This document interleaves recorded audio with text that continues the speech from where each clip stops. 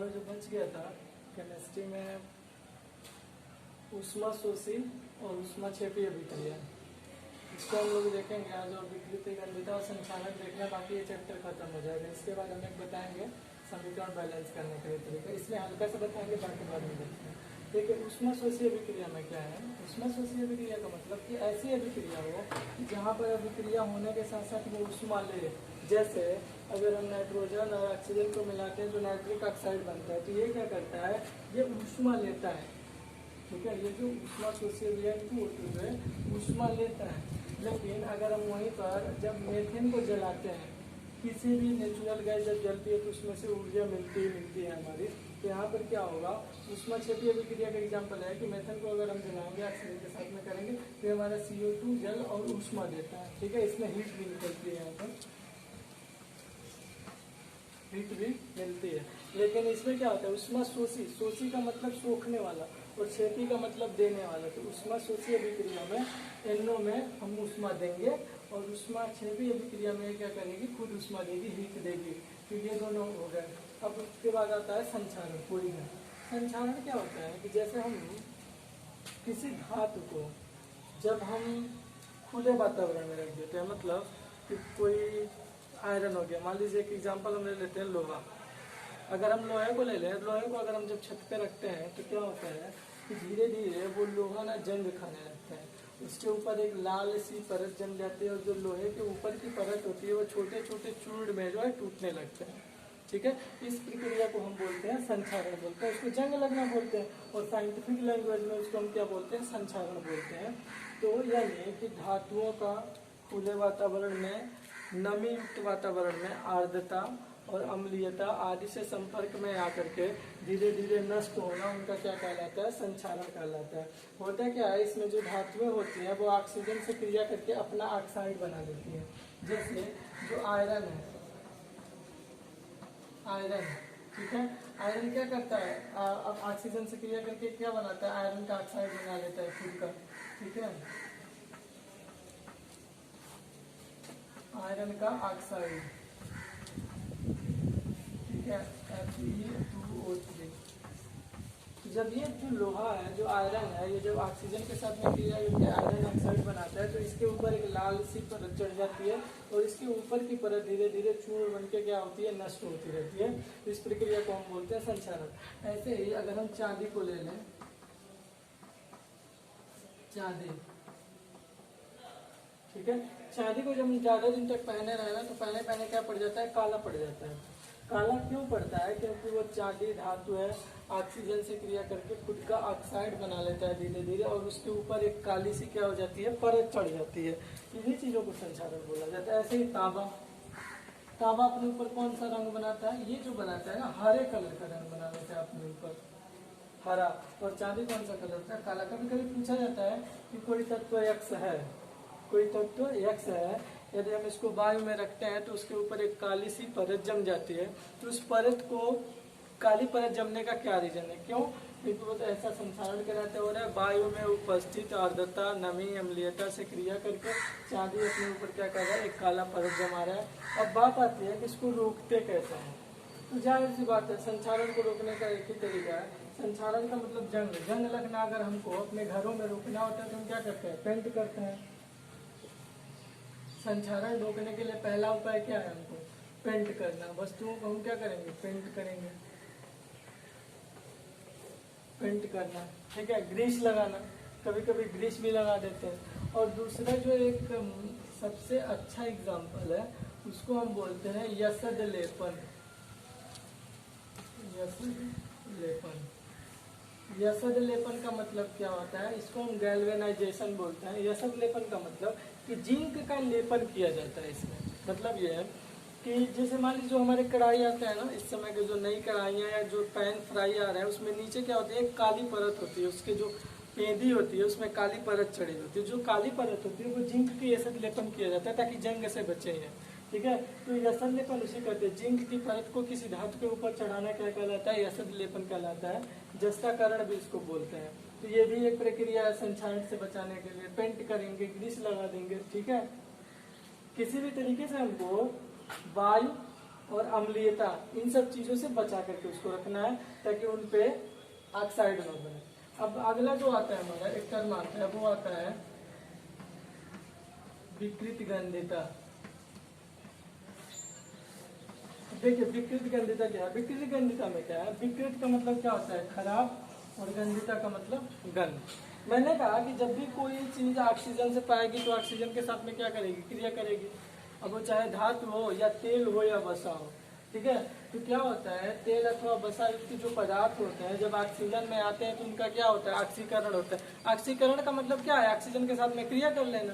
तो ये जो धातुएं होती हैं खाने वाली, जिसमें तेल होता है, वसा होता है, जब ये ऑक्सीजन के संपर्क में आती है तो क्या हो जाती है? ऑक्सीडाइज हो जाती है, इनका ऑक्सीकरण हो जाता है, उपचयन हो जाता है। इसके नाते इनके स्वाद में और गंध में खराबी आ जाता है, जिसको हम विकृत गंधिता बोलते हैं,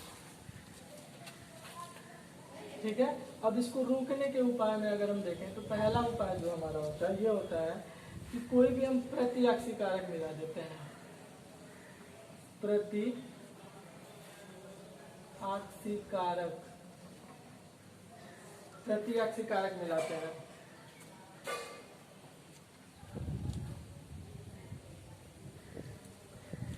ठीक है। प्रतिऑक्सीकारक मिलाते हैं। फिर जो दूसरा है, दूसरा में हम क्या करते हैं? BHT मिला देते हैं।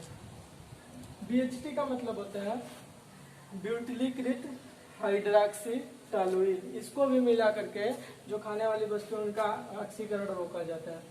तीसरा जो है कोई कम सक्रिय गैस, कम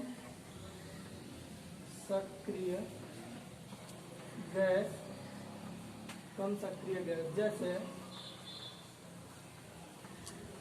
जैसे नाइट्रोजन मिला दिया जाता है, मिला करके विकृत गंधिता को रोक सकते हैं। जैसे हम जो चिप्स के पैकेट लेते हैं ना, उसमें क्या होता है? इतनी सी चिप्स होती है और ज्यादा हवा भरी होती है। तो जो हवा भरी होती है ना, यही नाइट्रोजन ही होता है। क्यों मिलाया जाता है? ताकि जो चिप्स में जो तेल है वो ऑक्सीजन से क्रिया करके ऑक्सीडाइज ना हो जाए, ऑक्सीकृत ना हो जाए और उसमें विकृत गंधिता ना हो जाए, ठीक है। स्वाद उसका खराब ना हो जाए, गंध ना खराब हो जाए, इसके नाते हम जो चिप्स के पैकेट होते हैं उसमें नाइट्रोजन मिला देते हैं। तो ये हमारा जो पहला चैप्टर है, अब इसमें ये चीजें तो खत्म हो गई। अब बचता है एक चीज कि समीकरण को बैलेंस करना। समीकरण बैलेंस करने का मैंने बताया था आपको तरीका कि बताऊंगा, और अच्छा तरीका बताऊंगा ताकि सबको समझ में आए और हो जाए। देखिए एक नियम याद कर लीजिए समीकरण बैलेंस करने में।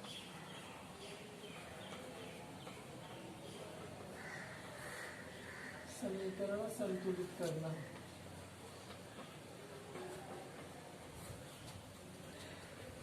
समीकरण संतुलित करना, ठीक है।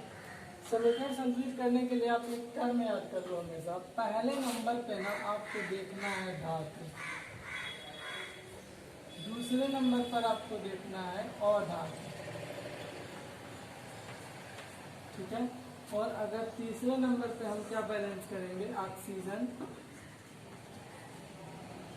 ऑक्सीजन। और जो चौथे नंबर पर है उसमें हम क्या बैलेंस करेंगे? हाइड्रोजन, ठीक है। इसको हम क्या करेंगे? इसमें पहले धातु देखना है, फिर अधातु देखना है, फिर ऑक्सीजन देखना है, और फिर क्या देखना है हमको? हाइड्रोजन देखना है। हम क्या करेंगे? सिंपल पहले एग्जांपल हम लोग लेते चलिए। मान लीजिए हमारा एक अभिक्रिया है, Mg है, और क्या दिया है? O2 दिया है। हम इसको अभिक्रिया कराते हैं तो क्या बनता है? MgO बनता है। अब इसको बैलेंस करना है तो सबसे पहले हम इसमें ढूंढेंगे धातु कौन सी है। तो इसमें धातु कौन सी है? Mg है। तो Mg होने का क्या मतलब है? ये जब धातु है तो सबसे पहले हम इसी को बराबर करने के लिए सोचेंगे। इधर Mg कितना है? 1 है, इधर Mg कितना है? 1 है, यानी नहीं बराबर करना है, छोड़ दीजिए इसको। अब धातु हो गए, धातु के बाद अधातु देखेंगे। तो अधातु कोई तो इसमें है नहीं, ऑक्सीजन पर अलग से लिखा है। अधातु इसमें कोई और दिख नहीं रही है, ऑक्सीजन। ऑक्सीजन हमारा इधर कितना है? 2। इधर कितना ऑक्सीजन है? 1। तो हम इसे एक को 2 बनाने के लिए हम यहाँ पे लिख देंगे। एक चीज और भी देखिएगा कि कोई भी हम अंक लिखते हैं तो यहाँ पर नहीं लिखेंगे, ठीक है। या तो हम ब्रैकेट लगा करके ऐसे भी नहीं लिखेंगे, हमको कोई भी अंक लिखना होगा तो हम कहाँ लिखेंगे, सबके सामने यहाँ पर लिखेंगे। और एक चीज याद रखिएगा कि जब भी हम अगर कोई भी धातु लिखेंगे, अगर यहाँ पर कोई भी अंक हम जब भी लिखते हैं तो शुरुआत में फिर आ जाते हैं धातु पर। अब फिर देख लीजिए यहाँ पर मैग्नीशियम कितना है, 1 है, और यहाँ पर मैग्नीशियम कितना है, 2 है। तो अब इसी 1 को 2 करने के लिए हम क्या करेंगे, यहाँ पर 2 लगा देंगे। ठीक है, और फिर देख लेते हैं बैलेंस है कि नहीं। 2 मैग्नीशियम इधर हो गए, 2 मैग्नीशियम इधर हो गए, 2 ऑक्सीजन इधर हो गए, 2 ऑक्सीजन इधर हो गए। अब एक और एग्जाम्पल हम ले लेते हैं।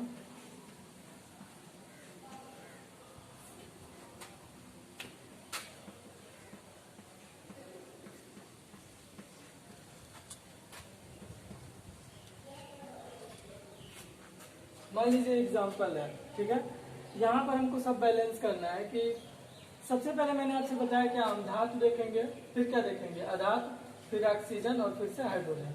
तो सबसे पहले हम इसमें क्या देखेंगे, धातु में देखेंगे। इसमें धातु कौन सी है, आयरन है, तो हम आयरन को ले लेंगे। आयरन इधर कितना है, 1, और इधर कितने आयरन है, 2।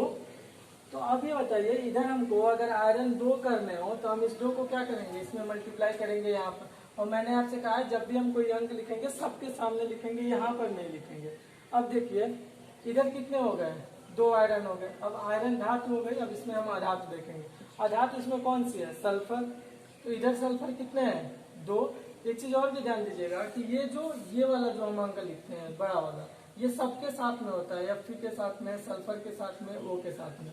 लेकिन अगर यहाँ पे कोई ऐसे लेग में है उसके नीचे, तो ये जो 4 है केवल ऑक्सीजन के साथ में है। और अगर मान लीजिए कहीं पर ऐसा लिख दे, मान लीजिए कहीं पर अगर ऐसा लिखा होता है कि CaOH का होल 12, तो ये जो 2 है ना, ये बस हाइड्रोजन के साथ में होगा और किसके साथ में होगा, ऑक्सीजन के साथ में। इस कैल्शियम के साथ में नहीं होगा। ठीक है, तो यहाँ पर जो है हमने क्या किया, आयरन 2 किया, आयरन 2 किया। अब हम सल्फर देखेंगे, सल्फर कितना है, 2। इधर देखेंगे सब में 1 और 2 सल्फर हो गए। ठीक है, अब हमारा क्या है, यानी 10 सल्फर बराबर। अब हम ऑक्सीजन देखते हैं। ऑक्सीजन इधर देखिए, 4 का इस 2 में मल्टीप्लाई करेंगे, कितना होगा, 8। इधर कितना है, 3, 2 5 और 3 8, यानी ऑक्सीजन में क्या है, इसमें बराबर है। एक और एग्जांपल लेते हैं, छोटा छोटा अभी एग्जांपल लेते हैं। H2 का अगर हम O2 के साथ में क्रिया कराते हैं तो क्या बनता है, H2O। ठीक है ना, तो इसमें क्या होगा, इधर हम सबसे पहले हमने क्या कहा था, धातु देखेंगे। धातु अधातु हमको इसमें कोई दिख ही नहीं रही है, हमको सीधा क्या दिख रहा है, ऑक्सीजन, और क्या दिख रहा है, हाइड्रोजन। तो ऑक्सीजन इधर कितना है, 2, इधर कितना है, 1। तो हम इसको 2 करने के लिए क्या करेंगे, 2 से गुणा कर देंगे। ठीक है, हमने कहा जब भी हम कुछ लिखते हैं ना तो फिर शुरू में आ जाते हैं। तो ऑक्सीजन हमारे कितने हैं, 2, ऑक्सीजन कितने हैं, 2, हाइड्रोजन कितने हैं, 2, और हाइड्रोजन 2 दूना कितने हैं, 4। इधर 4 करने के लिए हम क्या करेंगे, 2 लिख देंगे। अब ये क्या हो गया, हमारा बैलेंस हो गया। ठीक है, एक काम करेगा, इसके लिए जितना ऐसे ही है, लेकिन अब अगला जो चैप्टर लाएंगे हम, बस एक पूरा चैप्टर 15-16 एग्जाम्पल हम लेंगे उसमें समीकरण बैलेंस करने के लिए, और बस उसी को हम लोग किया जाएगा। बस ये सिंपल 3 है, इन तीनों को बस देख लीजिएगा, इससे ज्यादा नहीं देखना। ठीक है।